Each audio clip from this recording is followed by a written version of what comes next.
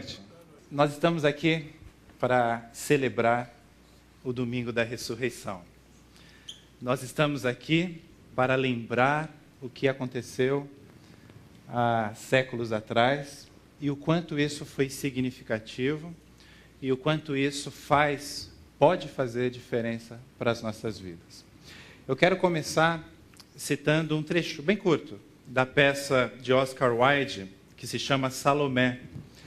Ele expõe uma cena provável, não é uma passagem bíblica, quando Herodes recebe essa notícia de que Jesus estivesse ressuscitado. E aí ele apresenta da seguinte maneira nessa peça. Ele não pode fazer isso, diz Herodes. Eu o proíbo de fazer isso. Não permito que homem algum ressuscite dentre os mortos. Achem este homem e digam a ele que eu o proíbo de ressuscitar dentre os mortos. A cena seguinte é ainda mais contundente, tanto para nós quanto para Herodes. Onde está este homem? Pergunta Herodes. Ele está em toda parte, meu senhor, responde o centurião, mas é difícil encontrá-lo. Hoje nós estamos aqui para refletirmos juntos, dando continuidade à nossa série Nos Passos de Jesus. Essa é a terceira mensagem, começamos no domingo passado, tivemos o culto da última ceia na quinta-feira, e agora nós vamos refletir sobre a sua vitória, exatamente o tema deste domingo de Páscoa, nesse domingo de ressurreição. E para isso eu quero convidar você a acompanhar comigo a leitura de Lucas 24, que está aí na tela, versos 36 a 44. Olha que interessante essa passagem, o contexto anterior são os discípulos, para quem conhece o trecho bíblico, no caminho de Emaús. Eles então têm questionamentos, eles estão chateados, eles estão tristes com os últimos acontecimentos, com a morte de Jesus, e então eles chegam diante dos demais discípulos e começam a contar o que aconteceu. Então, enquanto estes homens falavam sobre isso, o próprio Jesus apresentou-se entre eles e lhes disse: paz seja com vocês.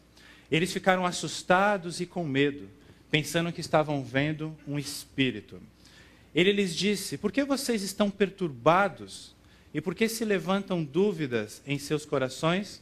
Vejam as minhas mãos e os meus pés. Sou eu mesmo. Toquem-me e vejam. Um espírito não tem carne, nem ossos, como vocês estão vendo que eu tenho. Tendo dito isso, mostrou-lhe as mãos e os pés. E por não crerem ainda, tão cheios estavam de alegria e de espanto, ele lhes perguntou: vocês têm aqui algo para comer? Deram-lhe um pedaço de peixe assado, e ele o comeu na presença deles. E disse-lhes: foi isto que eu lhes falei, enquanto ainda estava com vocês. Era necessário que se cumprisse tudo o que a meu respeito estava escrito na lei de Moisés, nos profetas e nos salmos. Hoje nós estamos celebrando uma vitória. E a primeira perspectiva que eu quero mostrar para você é que essa vitória, a ressurreição, ela traz confiança para os nossos corações. Eu não sei qual a reação que você tem ao ler e imaginar esta situação descrita em Lucas 24. É muito interessante nós, no século 21, lermos sobre esses acontecimentos, sabendo o que aconteceu antes e o que aconteceu depois. Nos dá uma impressão de que absurdo aqueles discípulos de Jesus não estarem na expectativa da ressurreição de Jesus.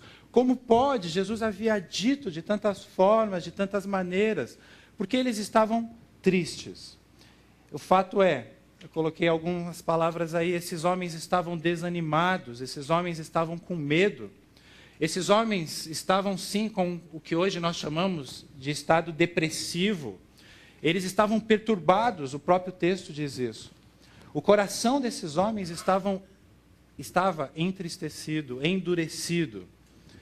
Mas, quando nós olhamos Jesus chegando diante desses homens, ele reconhece essa situação E ele exatamente os questiona.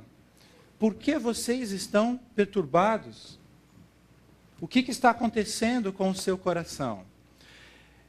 Interessante, eu disse que o contexto anterior é o contexto dos discípulos no caminho de Emaús. Quando nós vemos aquela passagem, nós encontramos homens numa estrada, cabisbaixos, um conversando com o outro, e tão chateados, tão entristecidos com os eventos que haviam acontecido em Jerusalém, na sexta-feira, que eles não foram capazes. A sua crise de fé era tamanha que eles não foram capazes de reconhecer que o próprio Jesus estava ao seu lado. O que eu estou dizendo é que esses homens, no caminho de Emaús, e esses do texto que nós lemos, eles estavam sim em uma crise de fé. E aí eu quero fazer uma pergunta para você nessa noite. Você já entrou em uma crise de fé em algum momento da sua vida? Você está passando atualmente por uma crise de fé? Aquele momento em que você olha somente para o racional, você descarta totalmente o sobrenatural. Aqueles homens estavam vivendo assim. Muitas vezes nós vivemos assim. Diante das pequenas dificuldades, diante das coisas que nós temos no nosso dia a dia, ou diante das grandes coisas, dos grandes problemas que surgem em nossas vidas. Aqueles homens estavam olhando a sexta-feira de morte, e por isso não enxergavam o domingo de vida, de ressurreição. E é interessante quando nós paramos para pensar sobre quem são estes homens.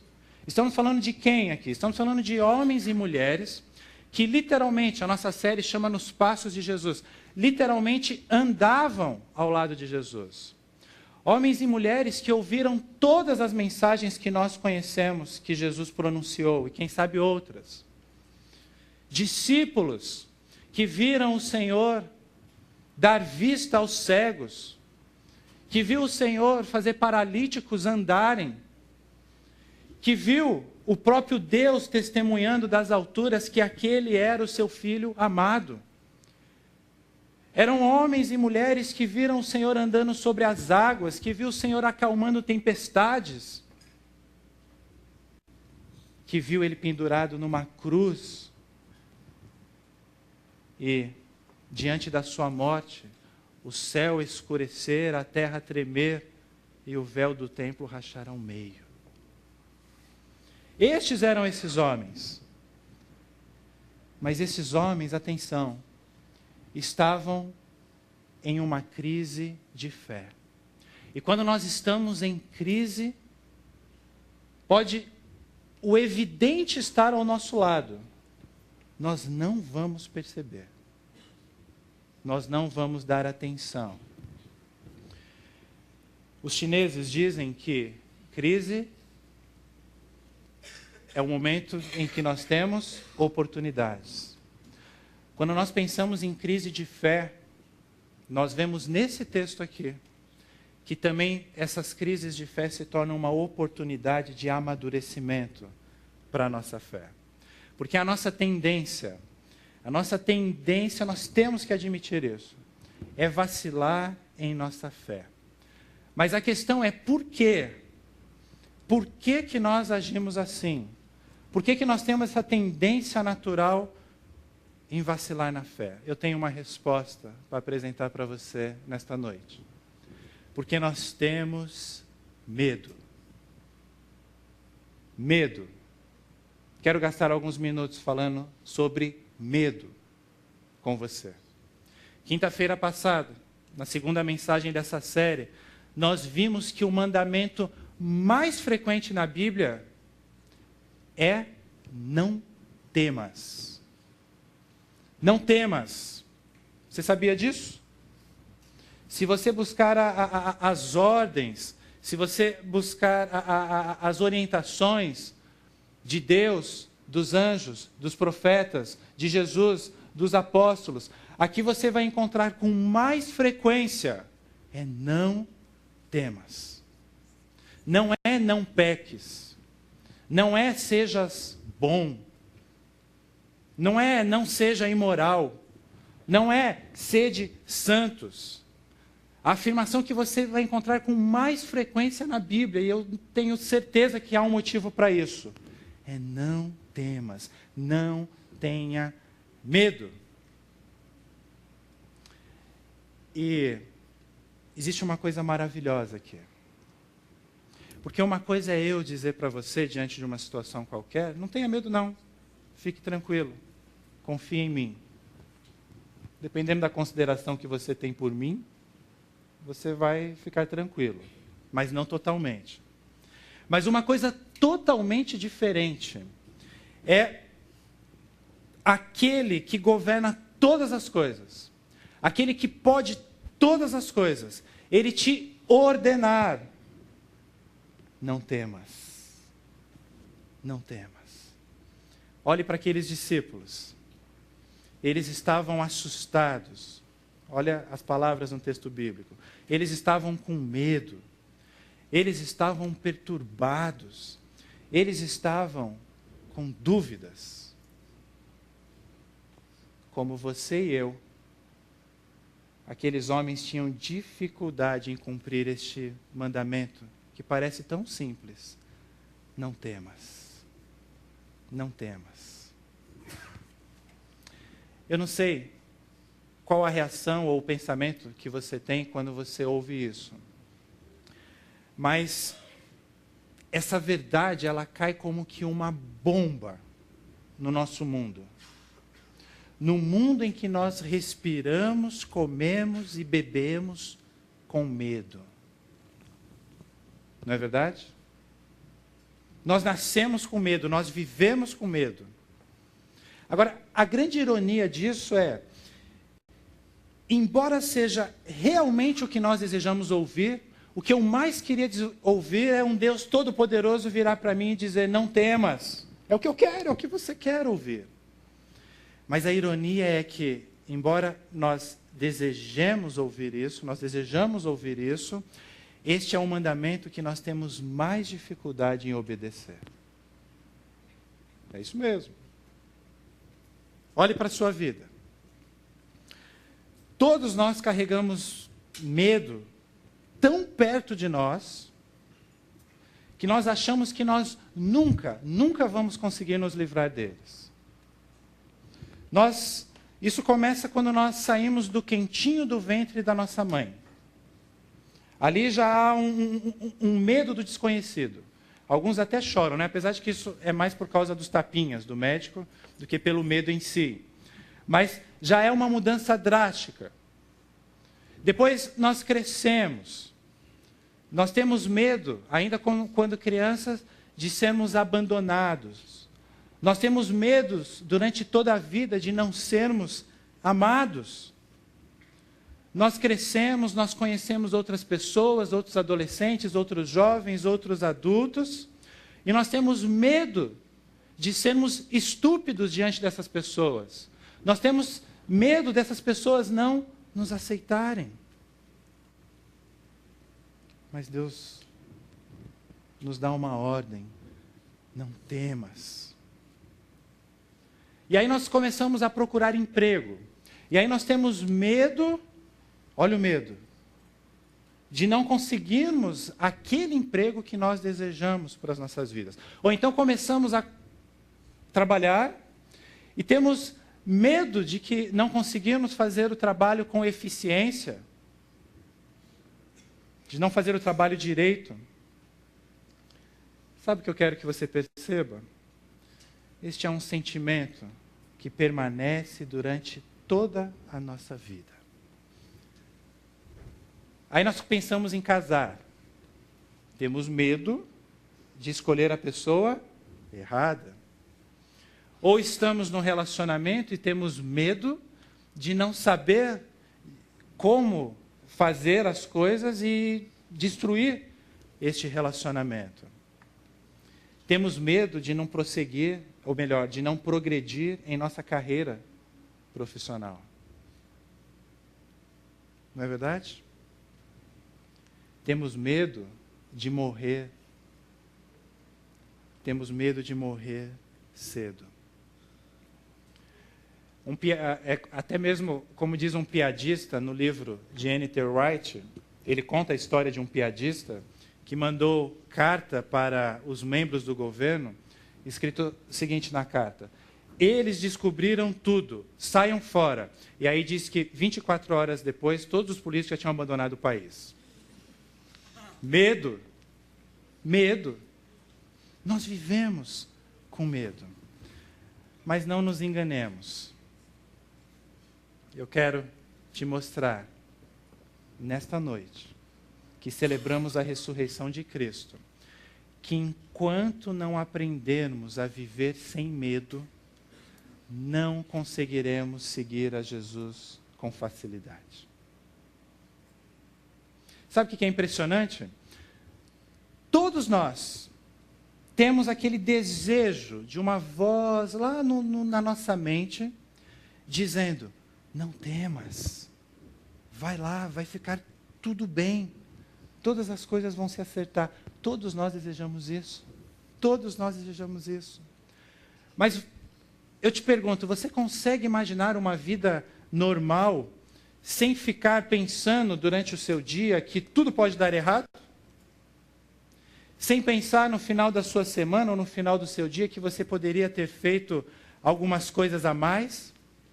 Você consegue viver uma vida normal sem pensar que acidentes acontecem? Não, né? Pois é. É para pessoas assim que o acontecimento que nós celebramos neste domingo, a ressurreição, pode fazer toda a diferença. Porque nós estamos celebrando hoje a vitória da ressurreição. A ressurreição de Cristo apresenta esse surpreendente mandamento: não temas. Sabe por que você não precisa ter medo? Porque o mesmo Deus que criou o mundo é o mesmo que ressuscitou, é o mesmo que venceu a morte. E Ele chama você e eu para ser seu seguidor. Exatamente o mesmo Deus. Deixa eu ser mais claro, dando um exemplo para você do que nós estamos falando. O meu exemplo será bíblico. Quero falar do apóstolo Paulo, num trecho da sua história que não é tão perceptível como aqueles trechos quando nós folheamos o livro de Atos e vemos o apóstolo Paulo como um grande herói, desbravando a região da Europa, da Ásia, desbravando no sentido de plantar igrejas. Não, essa história não é tão conhecida, mas ela está registrada nas Escrituras. Foi uma traumática experiência que Paulo teve, uma crise de fé, como nós estamos falando aqui, quando ele estava na região da Ásia. E essa crise, essa experiência de Paulo, parece que quase destruiu a sua vida. E Paulo precisou revitalizar a sua fé. Olhem comigo esse texto de 2 Coríntios.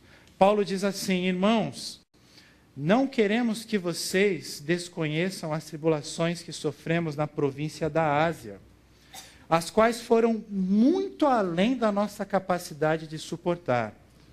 Olha a linguagem depressiva do apóstolo Paulo. A ponto de perdermos a esperança da própria vida. E ele continua: de fato, já tínhamos sobre nós a sentença da morte. Deixa eu explicar para você rapidinho o que estava acontecendo aqui. Paulo estava em Éfeso. Ele estava ali tentando plantar uma nova igreja. Ele conseguiu, depois nós ficamos sabendo pelos escritos. Mas neste momento ele estava tendo uma ferrenha oposição, uma dura oposição na região de Éfeso. Existiam ali homens, existiam ali pessoas que não queriam que o evangelho fosse anunciado naquela região. E agiam com violência, e agiam de todas as formas possíveis, políticas, emocionais, físicas, contra o apóstolo Paulo e aquele que estivesse com ele na comissão, na missão. Como se não bastasse isso, quando Paulo estava nesse contexto em Éfeso, ele recebe um e-mail, ou melhor, uma carta. Era da igreja de Corinto. Essa igreja estava passando por sérios problemas. A igreja de Corinto era para Paulo, entre todas as igrejas, aquela em que ele olhava os resultados, ele olhava o tamanho, ele olhava os frutos e falava, puxa vida, era uma das maiores igrejas que Paulo havia plantado. Mas naquele período que ele estava em Éfeso, ele recebeu essa correspondência e dizia que a igreja de Corinto estava perdendo a sua essência, estava se desviando do evangelho. Paulo fica arrasado. Essa carta dizia que pessoas estavam se infiltrando na igreja de Corinto e estavam deturpando o evangelho. Até aí, nada incomum. O problema é, os membros daquela igreja estavam aceitando essas deturpações e a igreja estava se perdendo. Paulo não sabia o que fazer. Paulo estava numa circunstância, como ele mesmo aqui descreveu, de sentença de morte. Isso deve ter tido uma reação psicossomática. Certamente, foi naquele momento, e nós sabemos pela continuação do texto, nós vamos ler logo mais, que a crise que Paulo passou, eu quero que você guarde isso pensando na sua vida. A crise que o apóstolo Paulo passou fez com que ele não confiasse em si mesmo, mas no Deus que ressuscita os mortos. Paulo só conseguiu escapar daquela crise, estava à beira da morte, porque ele lembrou da ressurreição, nas palavras do próprio apóstolo.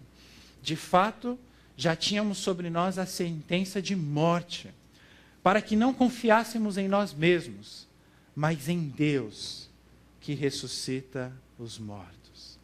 Ele nos livrou e continuará nos livrando de tal perigo de morte. Nele temos colocado a nossa esperança de que continuará a livrar-nos. Sabe o que eu quero que você leve para casa dessa história de Paulo? Paulo chegou no final dos seus recursos. Alguma vez na sua vida você esteve diante de uma situação em que você chegou no final dos seus recursos? Aquela situação que você diz, agora eu não tenho mais o que fazer, agora não dá mais, eu fiz tudo que estava ao meu alcance.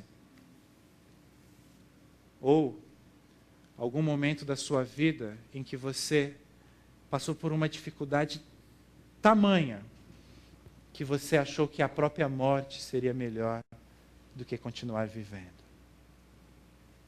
Foi uma situação assim que o apóstolo Paulo passou. Ele havia seguido Jesus há anos, mas somente por causa desta crise que ele passou, ele entendeu o significado de seguir o Deus crucificado e ressurreto. Paulo entendeu que não dependia mais da sua produtividade, trazendo um termo contemporâneo, mas que dependia da sua confiança em Deus. Por isso é a vitória que traz a confiança. Por isso que celebrar a ressurreição não é apenas dizer, a Bíblia estava correta, Jesus ressuscitou, nós vamos para o céu. Não, não é só isso, isso traz implicações para o nosso dia a dia. Porque o Deus que ressuscita os mortos é o mesmo Deus que coloca-se diante de nós para que nós confiemos nele.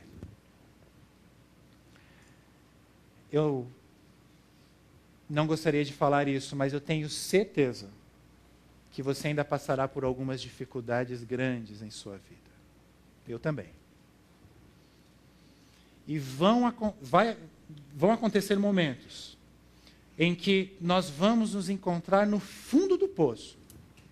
No fundo do poço dos nossos recursos pessoais. E aí, nós podemos lembrar da Páscoa.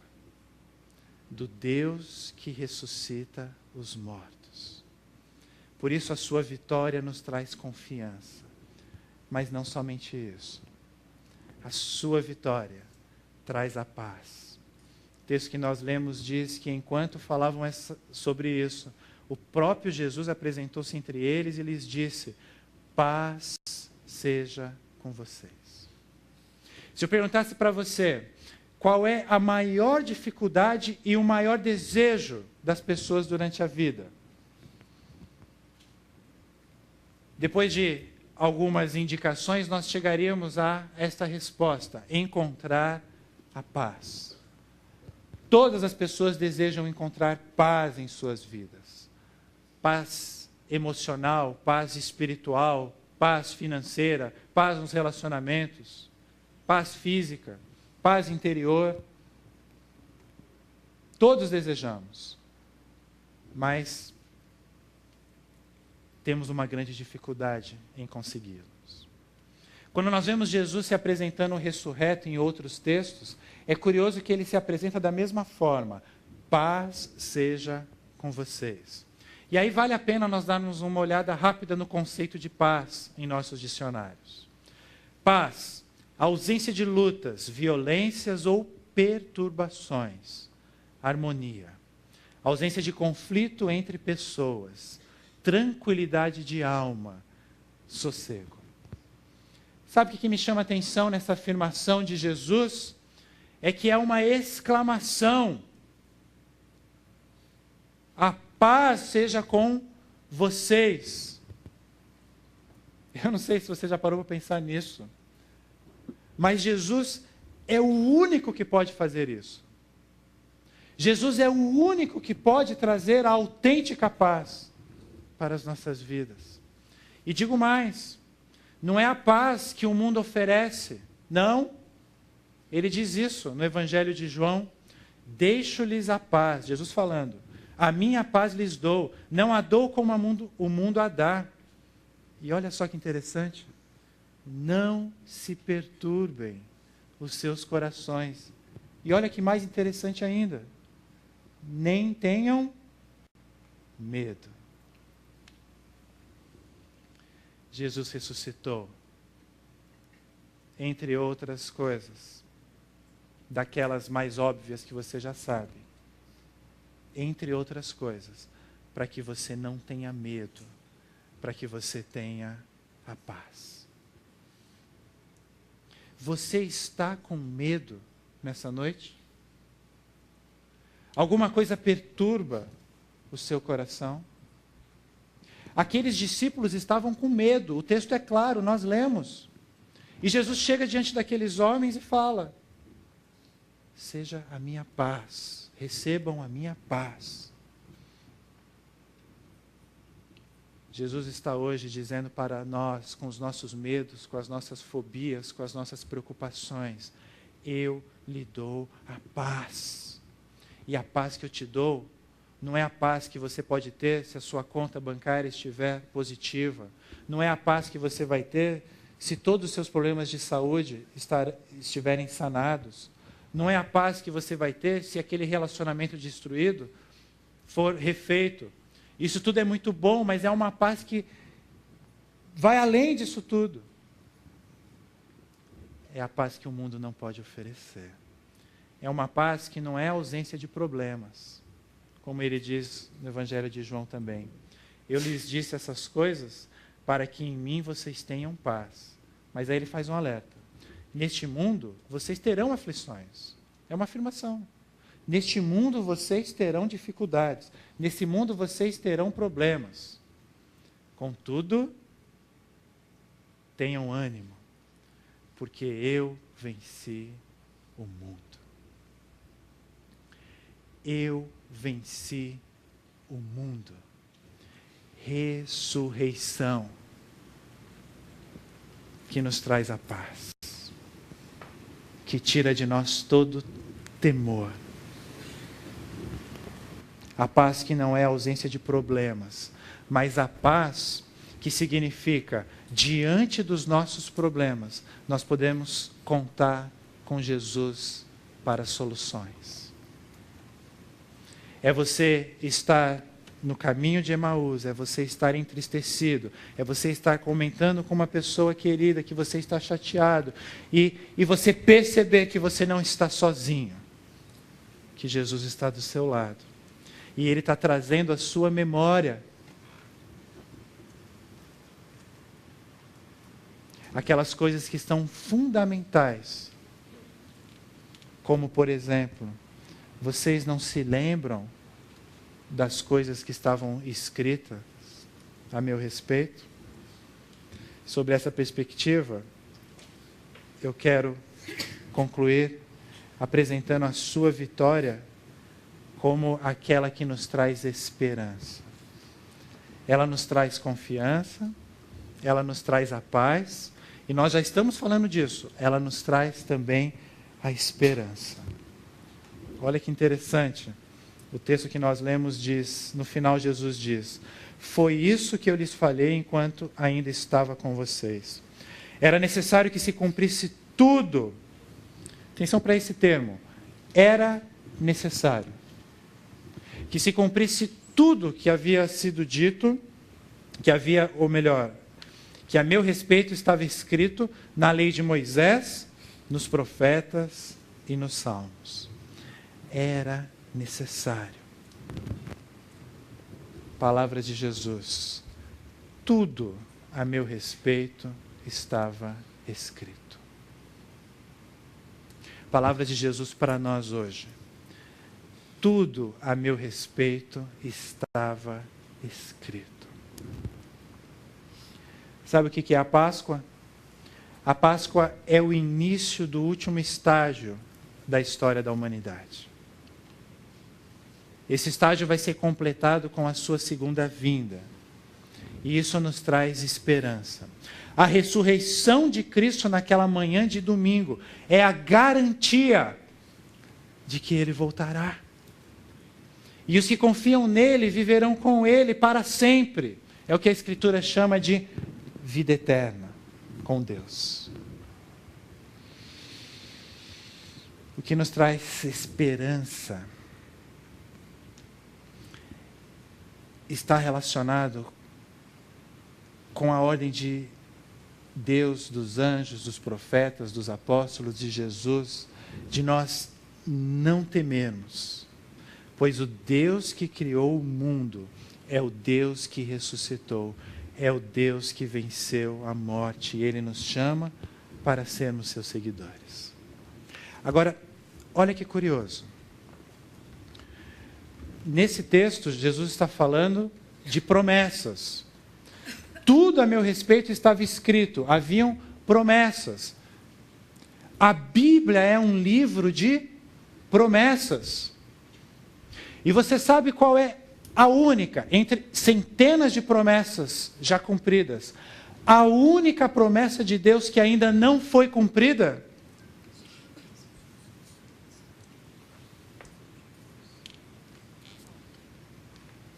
A segunda vinda, a sua volta. E aí eu te levo para uma outra reflexão. Se Deus, aquele que pode todas as coisas, Ele cumpriu todas as promessas registradas, todas as promessas feitas e registradas neste livro, o que te faz pensar que Ele não irá cumprir esta também? E o que te faz perder a esperança de que a ressurreição nos levará para uma vida eterna ao lado de Deus? Ele cumpriu todas as demais promessas. Jesus apresenta ali a divisão da Bíblia hebraica, a Bíblia do seu tempo. O que ele está dizendo é: estava escrito a meu respeito em toda a Escritura, em toda a Bíblia. Mas o que me chama a atenção é a pergunta de Jesus para os discípulos: vocês não se lembram? Vocês não se lembram? Jesus está dizendo para mim e para você nesta noite: tudo a respeito de mim está escrito. Por que você está sofrendo? Por que você está com medo do desemprego? Por que você não está sabendo lidar com essa doença, com essa enfermidade? Qual é o seu medo na sua crise conjugal? Você não se lembra? Tudo a meu respeito está escrito. É a mesma pergunta que Jesus faz para nós. E eu quero, ainda antes de concluir, eu trouxe uma ilustração no início da peça de Oscar Wilde, onde nós vemos a reação de Herodes.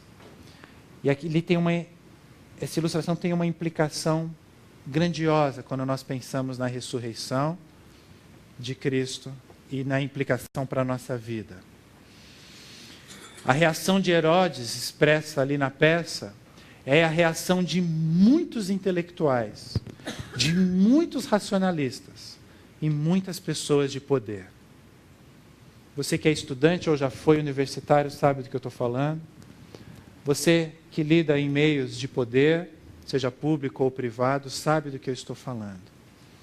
Época de Páscoa é época de colocar em xeque a fé cristã. Mas sabe o que é interessante? Qual a relação disso tudo com a ressurreição? A última arma dos tiranos é a morte dos seus inimigos. E sabe qual foi o desespero dos Césares, dos governadores daquela época e dos homens inescrupulosos dos tempos em que nós vivemos hoje? O desespero é que Jesus venceu a morte. A última arma dos tiranos contra os seus inimigos. Jesus venceu a morte. E os seus inimigos ficam apavorados. Olha a implicação nessa frase de N.T. Wright. A crença na ressurreição de Jesus nos leva a uma redescoberta da esperança em nosso século. Essa esperança nasce com a descoberta que uma visão de mundo diferente é possível. Que visão é essa? Uma visão onde os poderosos e inescrupulosos não terão a última palavra. Sabe o que eu tenho para dizer diante disso? Não temos motivos para temer. Nada, nem ninguém, porque Jesus ressuscitou dos mortos. O que nós concluímos então? A sua vitória nos traz confiança. A sua vitória nos traz a paz. A sua vitória nos traz esperança. Mas tudo isso para nos auxiliar diante desse grande mandamento, diante dessa grande ordem. Não temas. A ressurreição de Jesus é mais do que uma prova de que Deus pode fazer milagres. É isso que eu quero que você entenda nessa noite. A ressurreição de Jesus é mais do que provar que a Bíblia é verdadeira, porque ela havia sido anunciada antes. A ressurreição de Jesus é mais do que a certeza que nós temos de que nós vamos para o céu após a morte. A vitória de Jesus, a sua ressurreição, nos traz confiança, nos traz a paz, nos traz a esperança. Tudo para que possamos cumprir o mandamento mais repetido em toda a Escritura: não temas. Eu não sei como anda a sua vida, mas eu quero te dizer que a Páscoa aponta para a renovação. Quem sabe é isso que você esteja precisando. A Páscoa aponta para a redenção. Quem sabe é isso que você percebeu nessa noite. A Páscoa aponta para renascimento, uma nova vida. A Páscoa sinaliza a esperança. Esperança futura, mas presente também. Por isso que a Páscoa é um motivo para celebração. Nós vamos ver isso no estudo dos grupos pequenos nessa semana. A Páscoa é uma festa, é motivo de celebração. Mas não faz sentido. Não existe festa com pessoas tristes. Por isso, como anda a sua esperança diante das circunstâncias da sua vida? Como anda a sua vida? Eu quero que você feche seus olhos por alguns instantes. Eu quero que você reflita sobre isso. Como anda a sua vida? O que te impede nessa noite de você viver nos passos de Jesus? Jesus perguntou aos seus discípulos: por que vocês estão perturbados? Por que vocês estão com dúvidas? Vejam as minhas mãos, vejam os meus pés, me toquem, vejam. Jesus também está perguntando, neste momento para você, por que você está perturbado? Por que você está perturbada? Por que você está com dúvidas em relação a mim? Vejam, sou eu mesmo. Não perturbe o seu coração, Jesus está nos dizendo. Eu estou aqui, Jesus está nos dizendo. Jesus está aqui porque Ele vive.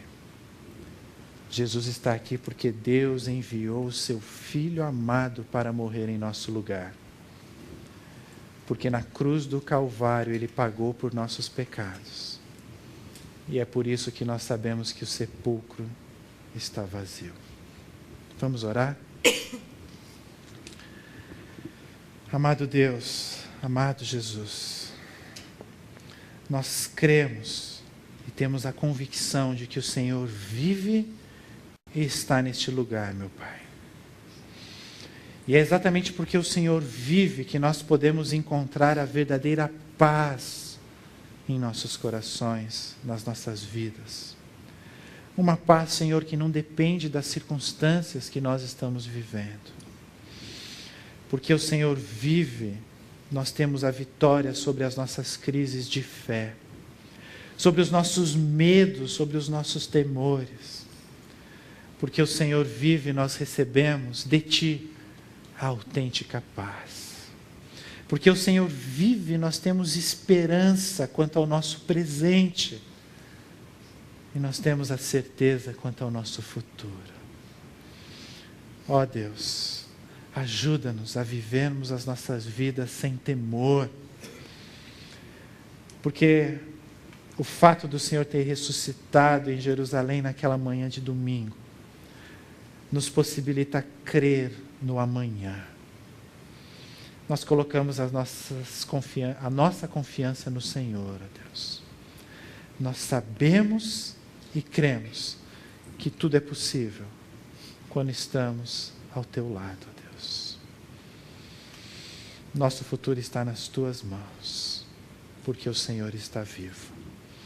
Obrigado, Senhor. Em nome de Jesus, obrigado. Amém.